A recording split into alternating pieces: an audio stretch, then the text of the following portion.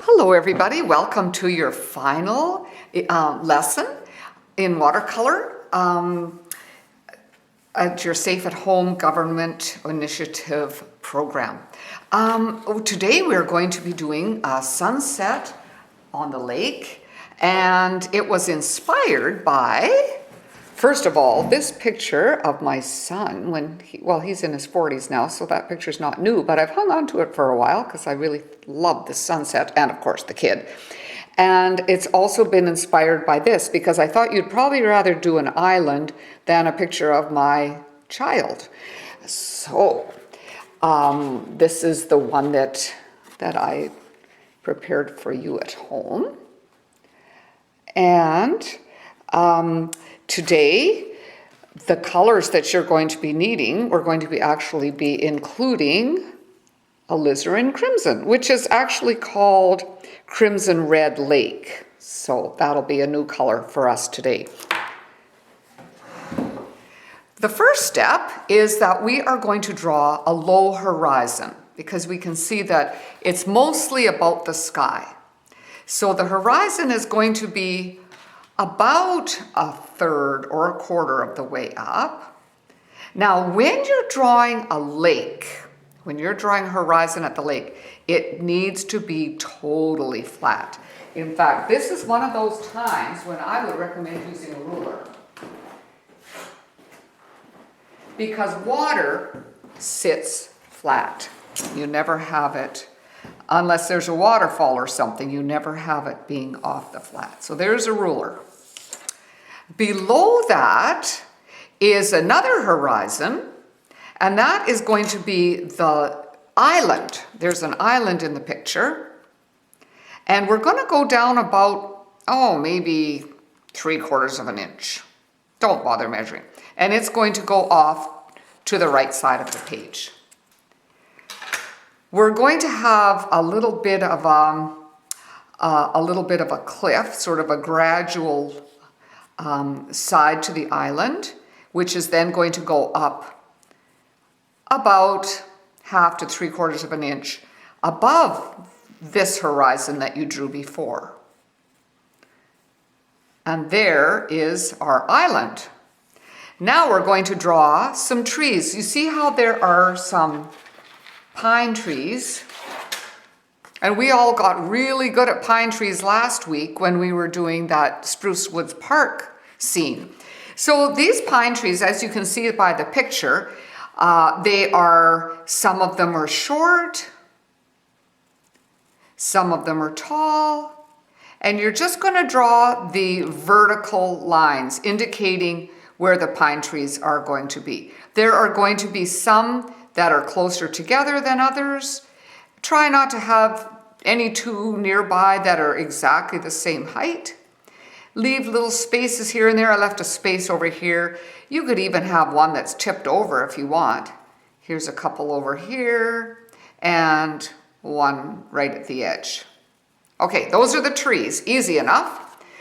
Then we're going to do a sun. This is in my little practice. You probably got one of these with your instructions. What you're going to do to get a perfectly round white sun is you're going to take a dime and you're going to trace around the dime onto a piece of masking tape. So I'm just going to trace around that.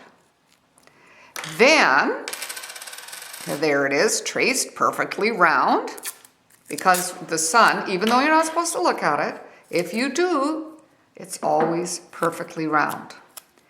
Then you're going to cut around that, try to be as perfect as you can. I'm often saying, don't be regular. Remember, nature isn't regular. Well, the sun is always round. There are exceptions to every rule, right? And this also works if you're doing a moonlit night. The reason we're doing it on masking tape is we want it to be completely white. We don't want it to be colored at all by our sky.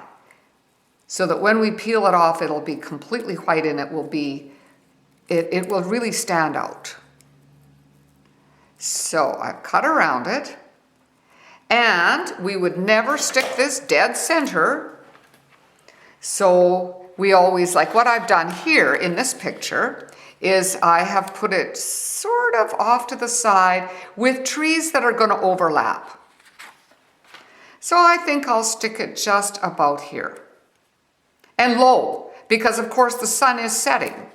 So we still want it to be low on the page. We don't want it up high, or then it will be high noon. Okay, I'll let you work on that for a minute. I'm going to press pause. I'm back. I'm sure that you're all at that spot now where you have drawn your island and your trees and your horizon, and you have put your sun on there. So now we're going to be getting ready to do our sunset itself.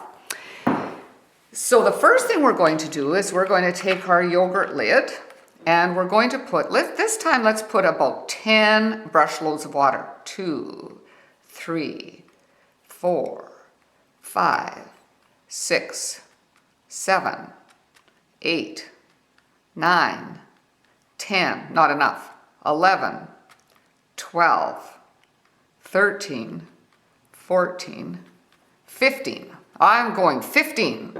Then I'm going to go over to my yellow ochre, and it is dry, but when you add water to it, it perks up and comes back to life.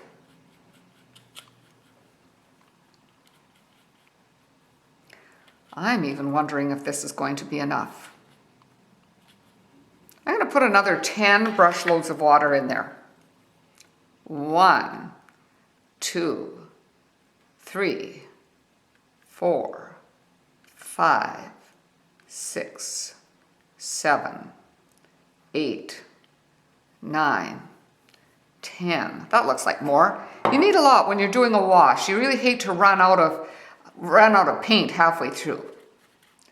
And so I'm going to mix it up, and then I've got my test paper handy. So I want to see what color it's going to be. Here we go. I could use more. It does dry a little lighter. It goes on darker when it's wet, and then when it dries it goes lighter. So it doesn't hurt to make it a little bit darker.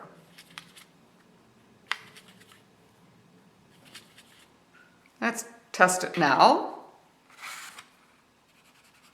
That looks a little bit better. Then we're going to do the same thing on this one with the crimson. 1, 2, 3, 4. You can tell I taught kindergarten, right? I'm pretty good at counting. 5, 6, 7. I can even count like the count. 8, 9 beautiful drops of water. Ha, ha, ha, ha. Now I lost count. Oh dear. Then I have put a little dollop of crimson, and it's wet paint, so it's going to take less work to get it on here. There's the crimson. Ooh, that's bright. Here it is. It's quite bright, but when we mix it over top of this, then it's less bright. Mixing colors kind of takes a bit of the edge off. Okay, so what we're going to do first is we're going to see where we have our horizon. We're going to just paint yellow above the horizon. So we always go horizontal strokes. This still looks light to me. Better put some more color in there.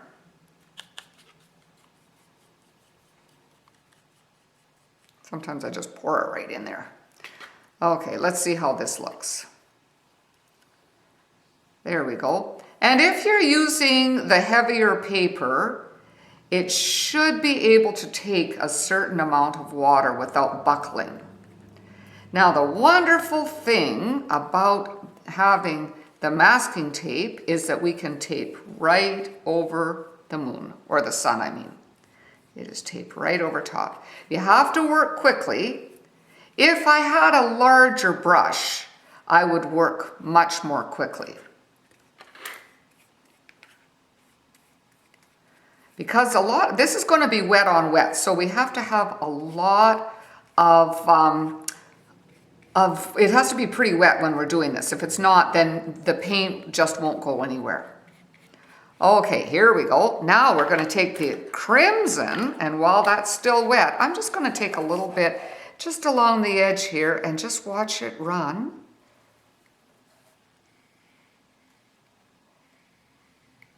And I'm just going to make some crimson kind of streaks going up into the sky.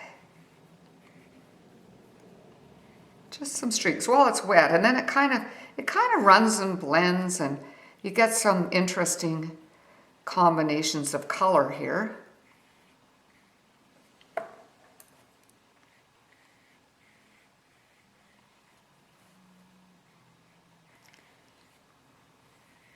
You never know just kind of how it's going to turn out. They're all different.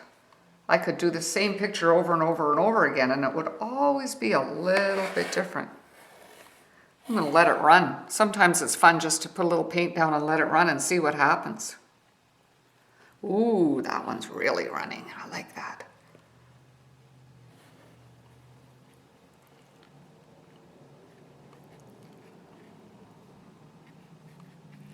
If it was dry paint, it would never run like that, ever. It would just come to a complete halt. And you can even run it back a little bit. There, I like that. So, I'm going to press pause while you do yours, and we'll allow it to dry. I'm thinking that by now you will have had your sky painted and it will be dry. To test to make sure if it's dry, you touch it, and if it feels cool to the touch, it's probably not quite dry yet. It will be room temperature. It shouldn't be warm. If it's cool, it still isn't dry enough. So the next thing we're going to do is we're going to paint the water. We're going to paint the water with the yellow ochre again. A lot of you might have used up all of your yellow ochre, so make yourself a little pool of water again. Give yourself some more yellow ochre. The reason that we're doing it in 2 stages and not all at once is that it's easier to work wet if you have got a smaller space that is wet. If we painted the whole sheet to begin with, by the time we got around to doing the water part, it would have already started to dry. And with this stage of the game, you want it to be still wet. Okay, so now we're going to do the water. And again, we're going to use horizontal strokes. From side to side. And again, we need to work fairly quickly.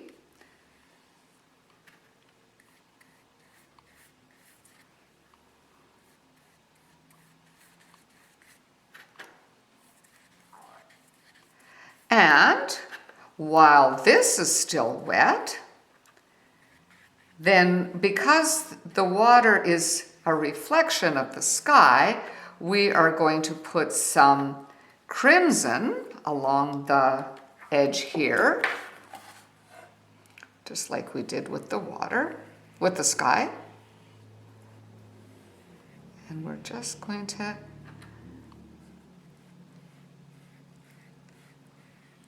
and then I'm going to just kind of gently have it run down to the left side of the water as well. Just let it run down so that it's doing what happened in the sky as well.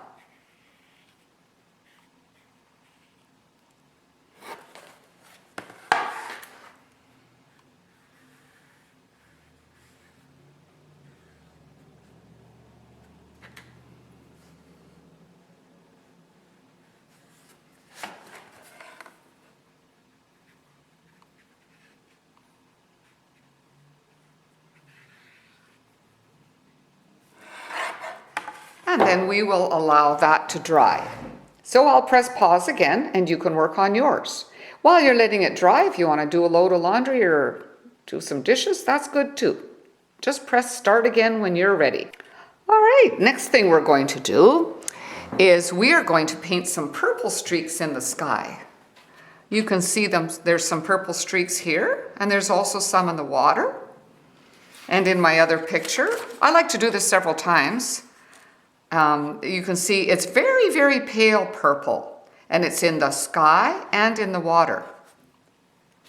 So to make purple, we've got our crimson already. So now what we have to do is add some blue.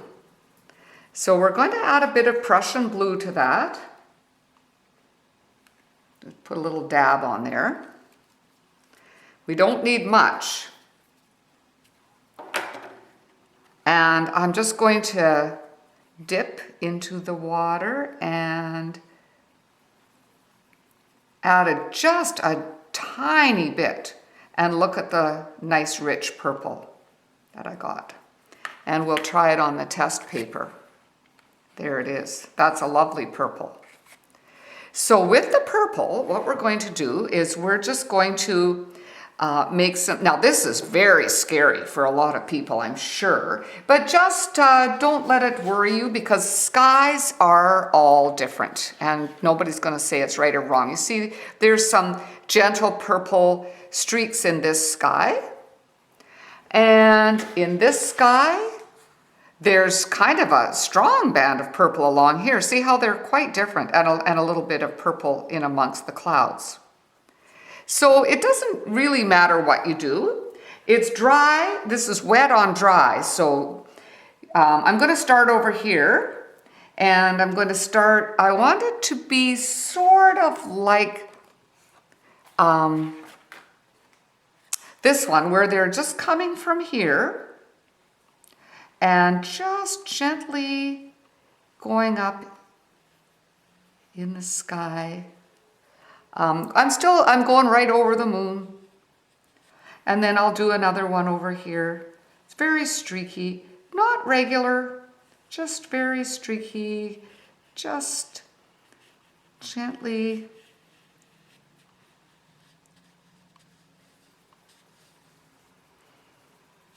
And maybe, you know, a little bit, maybe, it's hard, never do an even number of anything either. There we go. I'm just going to do one more. Oh, I love this little stroke of yellow in there too. You never know what you're going to get. There. Oh, that's nice and gentle. Maybe a little bit up here too.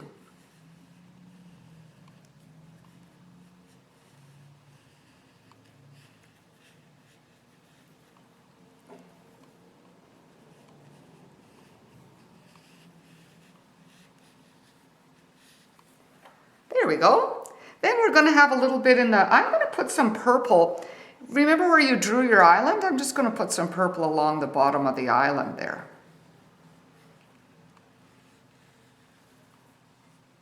Now the bottom of the island is absolutely flat too. And then I'm going to have a few streaks in the water too, just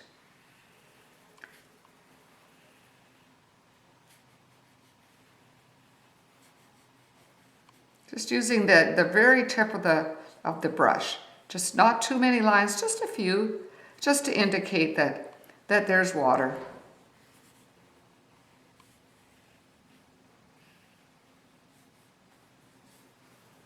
There.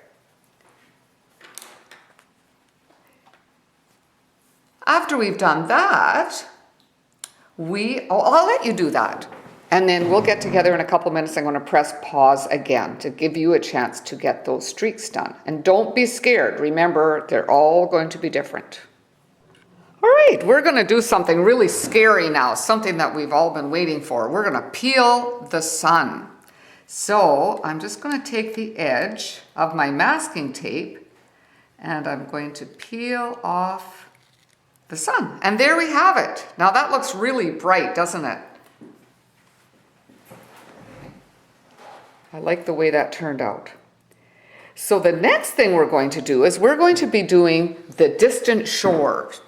See over here, there's a bunch of trees, and we look over here on this picture as well. There's a bunch of trees. It's very irregular, and it goes over here, and this is even further away. So on my painting, I mixed up a deep dark gray. So we always use, to make our gray color, we use our burnt sienna. And we want this to be dark, so we're not gonna load it up with water this time. We're just gonna use a pretty strong solution of burnt sienna.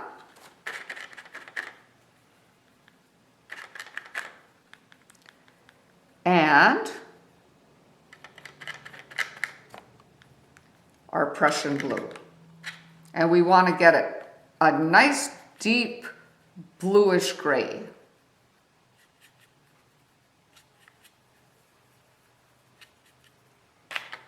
And we'll get our test paper out and see how that looks.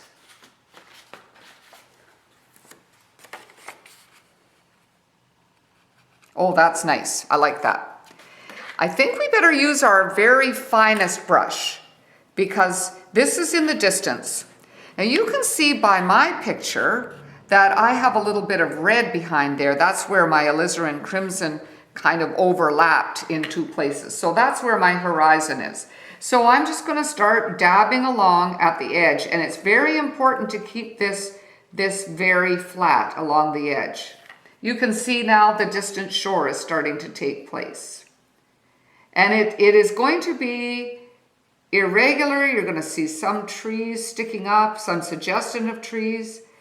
And if it's not dark enough, then we need to darken it. I see sometimes I think it's going to be dark enough, and then it turns out it's not quite as dark as I'd like it to be. So I just add more paint and keep going from there. Let's see. Oh yeah, that's good. Yeah, so just keep dabbing along, making sure that the bottom is always flat.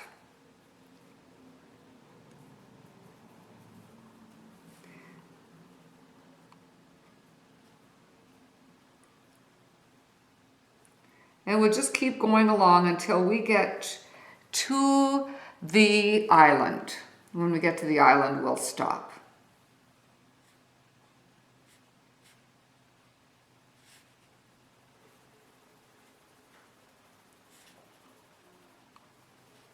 And I'm going to try to just straighten it out a little bit because, like the water, the landform sits flat. If the landforms are not flat, then the water's not flat, and we know the water has to be flat. There. Maybe I'll just make this look a little bit closer. If you want something to look a little bit closer, you make it a little bit bigger, a little bit more detail. So you can sort of see there's some trees along there that we can see these because they're closer. Whereas over here, it's just more or less a line. That makes a more interesting distant shore. I will put it on pause again and let you get that part done. All right, for the next step, we're going to paint the island. And what I've done is I have mixed up a strong solution of burnt sienna and Prussian blue. And I'm going to test it and see if it's dark enough, and that's a good dark color. And we have to mix up enough that's going to do the whole island. So make sure that you use plenty of both. I'm using my middle-sized brush because this is kind of a large space. And I'm just going to start painting where I drew. This is sort of, by the time you get your drawing done, it's kind of almost like coloring in a coloring book. You just paint that in. The thing I like about sunset pictures is that you don't have to worry about color. Once you've got your sky done, nothing else will have color to it, because a silhouette, it doesn't show any color. It's just black. Now you could use just plain black out of the tube, but black doesn't, the black that you have in the tube doesn't kind of separate into other colors and doesn't have any variety, and it looks really flat. So I always like to mix my black. I'm a great believer in color mixing to keep everything with a limited palette and keep everything really going well together on your page. So it almost looks like a killer whale swimming up to bite your leg off, but keep painting. There's nothing to fear but fear itself.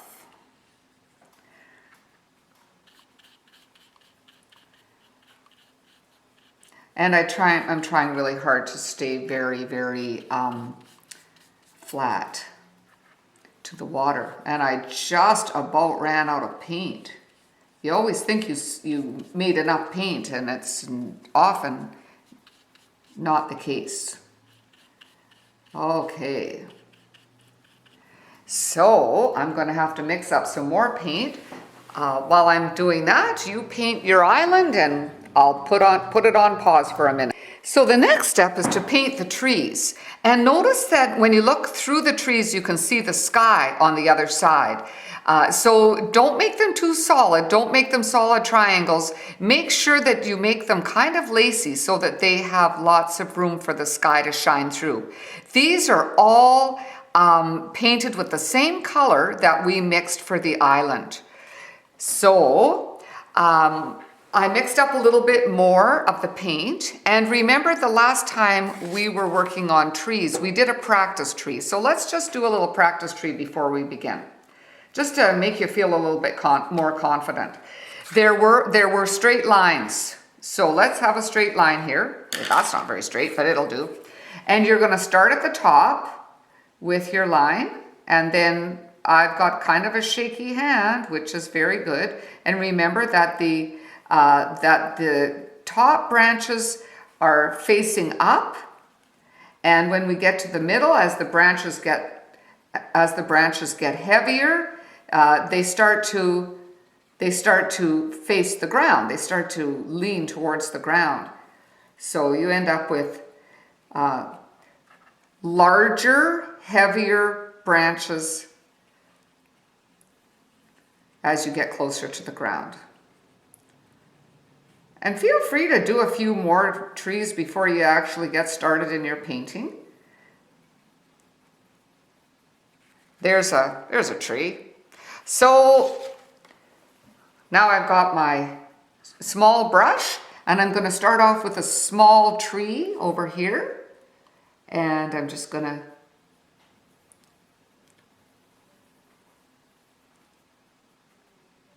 there we go. And just do every second or third tree to begin with. So that gives them a chance to dry before you go right next to them.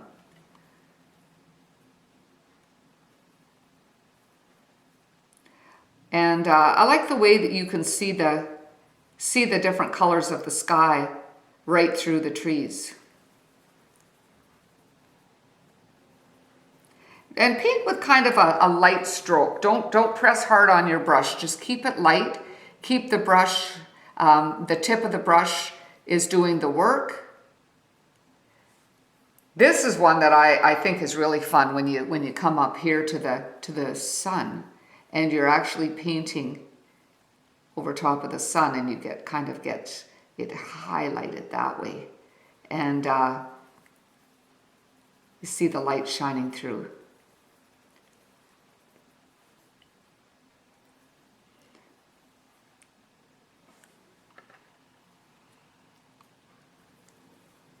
Well, I would suggest that you turn on some music. I'll put this on pause. You turn on the music and take as long as you like painting your trees. And then when you're ready to see what's next, just press the button again and we'll continue from there. All right, the last step is to make the reflection of the sun.